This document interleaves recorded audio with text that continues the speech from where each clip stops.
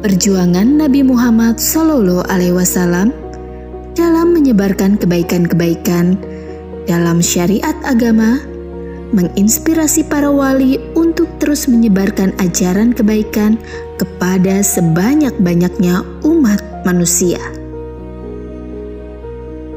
Gimana caranya Wali Songo hadir di tengah masyarakat pada waktu itu? Pertama, mereka itu berangkat dari ajaran Islam yang substantif. Ada ayat yang menarik itu.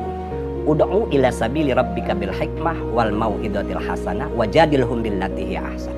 Ajaklah masyarakat itu dengan cara yang bijaksana, tutur kata yang santun, dan pengetahuan yang cukup untuk menjelaskan apa-apa yang disampaikan kepada masyarakat dengan cara yang tentu menyesuaikan dengan cara berpikir masyarakat. Artinya kan kalau memaknai ayat itu bahwa cara bicara dengan masyarakat harus berbeda dengan cara bicara dengan yang lain. Oh iya. Supaya mereka bisa paham. Betul. Gitu kan. Dalam konteks kekinian juga itu harus kita pegang. Ada hadis yang mengatakan tuh kalimun nasa biqadri uqulihim. Ajaklah orang itu bicara sesuai kadar pemikiran mereka.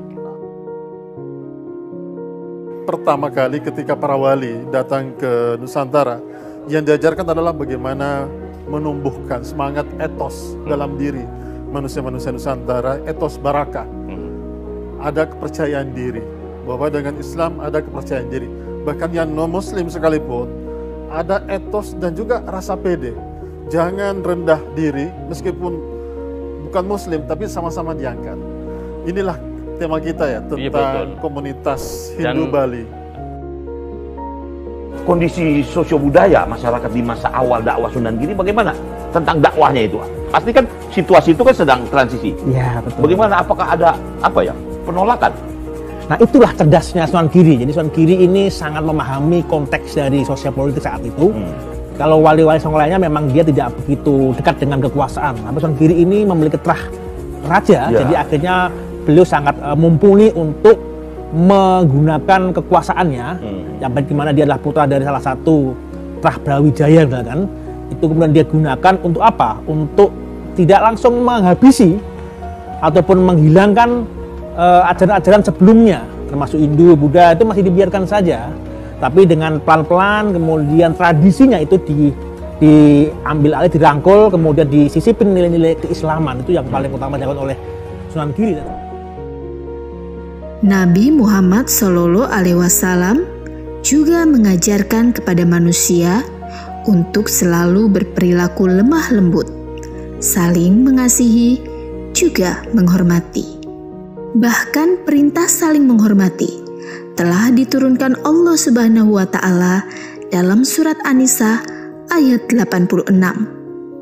Apabila kamu diberi penghormatan dengan sesuatu penghormatan, maka balaslah penghormatan itu dengan yang lebih baik daripadanya. Atau balaslah penghormatan itu dengan yang serupa. Sesungguhnya Allah memperhitungkan segala sesuatu. Selain itu, Nabi juga selalu memberikan tauladan untuk selalu santun dalam melaksanakan dakwah. Sesuatu yang berawal dari mata hanya akan berakhir dengan air mata. Tetapi sesuatu yang berawal dari hati sampai akhir tidak akan pernah mati. Kan? Dakwah yang berangkat dari hati akan diterima oleh hati. Tapi dakwah yang dilakukan dengan emosi maka akan direspon secara emosi. Hakikatnya, Islam sebagai agama yang penuh dengan karunia dan kasih sayang melalui Rasulullah SAW memberikan tauladan nyata bahwa manusia sepatutnya mencontoh baginda Nabi dalam segala ajaran yang diturunkannya. Ajaran mengenai mengasihi, menghormati, berperilaku lemah lembut, dan juga santun dalam berdakwah. Seperti apa sih model akulturasi budaya yang digunakan Sunan Kalijaga sebagai media dakwah? Bagaimana akulturasinya?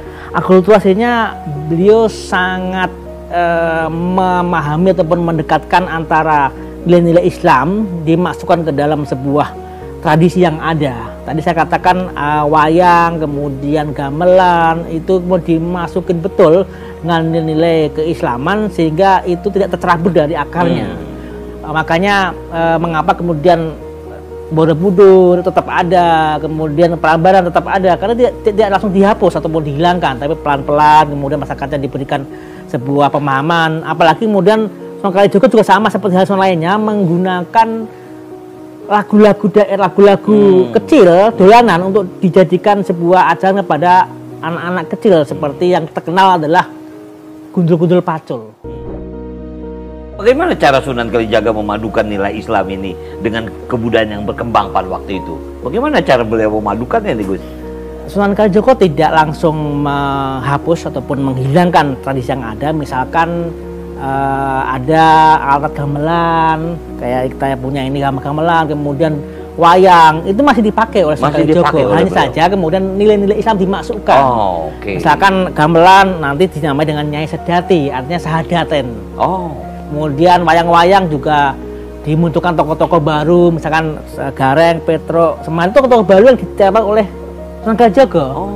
Kemudian juga selain itu juga ada serat-serat yang itu cerita pewayangan seperti Dewa Ruci, Bima mencari air suci, itu digubah oleh Sunan Kalijaga dengan sebuah suluk Syekh Malaya yang menceritakan bagaimana Syekh Malaya ini atau ketemu dengan Nabi Khidir.